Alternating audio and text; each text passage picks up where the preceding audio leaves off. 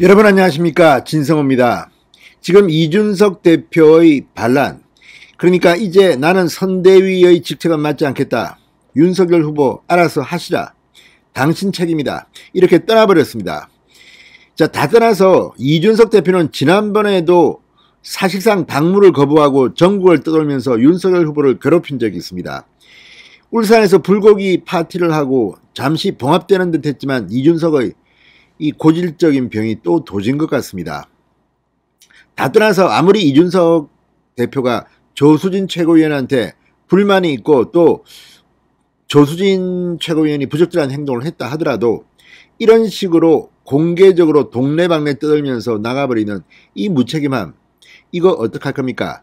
자, 아니나 다를까 지금 윤석열 후보의 지지율이 정체된 이유는 김종인 총괄선대위원장이 너무 늦게 온 데다가 이준석 대표가 지금 사실상 상임선대위원장의 역할을 제대로 못했다고 봅니다. 그래서 스스로 지지율이 이준석 대표가 왔음에도 오르지 않자 도망친 것은 아닌가 의심이 됩니다. 이런 가운데 방금 전 또 다른 여론조사가 발표됐습니다.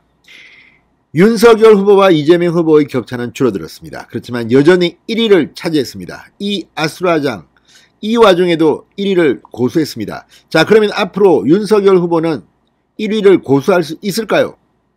진성호의 직설 시작합니다. 방송에 앞서 아직 진성호 방송에 구독자가 아니신 분은 붉은색 구독 버튼 눌러주십시오. 더 좋은 방송으로 보답하겠습니다. 자, YTN 의뢰로 지난 20일, 21일 이틀간 리얼미터가 전국 성인 1027명을 대상으로 다자구도시 지지율을 조사했습니다. 그랬더니 윤석열 후보가 40.1%, 이재명 후보가 37.0%로 나타났습니다. 오차 범위 내로 격차가 좁혀진 겁니다. 그렇지만 1위를 유지하기는 했습니다. 자, 국민의당 안철수 대표 4.2%로 3위였습니다. 심상정 정의당 후보 3.6%였습니다. 새로운 물결 김동연 후보는 1.7%였습니다.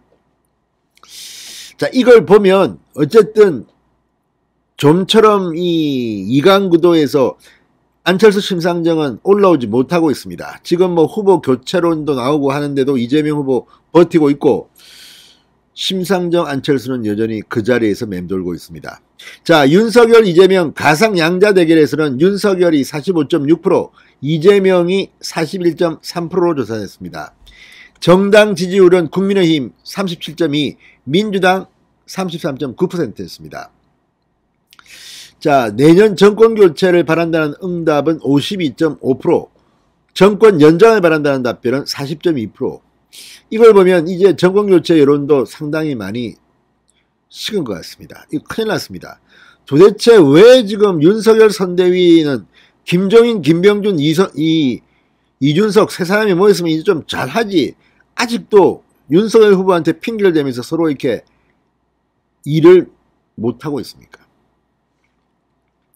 자, 문재인 대통령의 국정 지지도는 41.5, 부정평가는 55.2.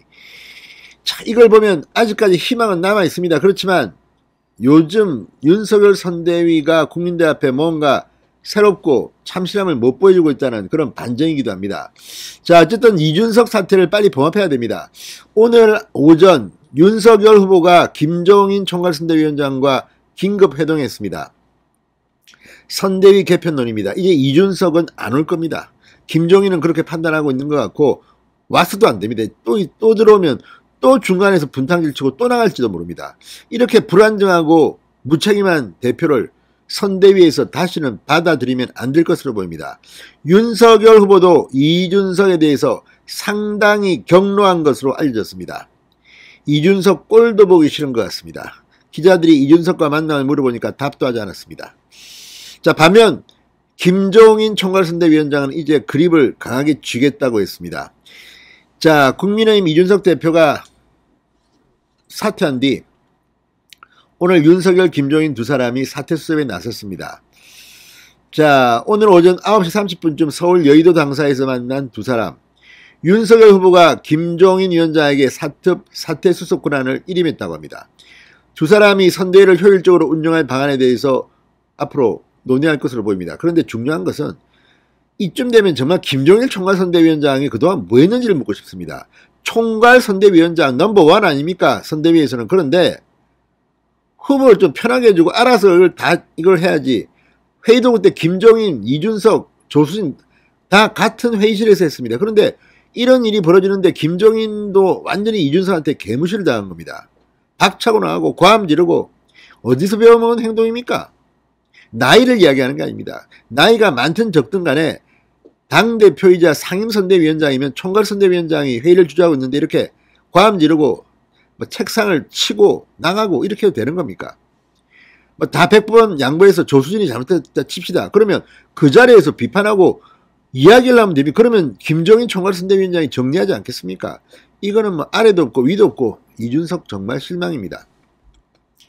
자, 김종인 총괄선대위원장 윤석열 후보를 만난 뒤 나름대로 결심을 한 것 같습니다.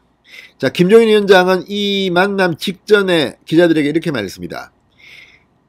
이런 사태가 발생하지 않도록 내가 끌고 가야 한다. 전면 개편 가능성에 대해서는 시기적으로 전면 개편이라는 것을 할 수가 없다. 선을 그었습니다. 처음에 선대위를 만들 때 거대하게 만들어놨기 때문에 제대로 움직이는 데 있어 효율적이지 못한 것이 사실이다. 효율적으로 움직이기 위해 무엇을 어떻게 정리해서 해나갈지는 앞으로 보면 알 것이다.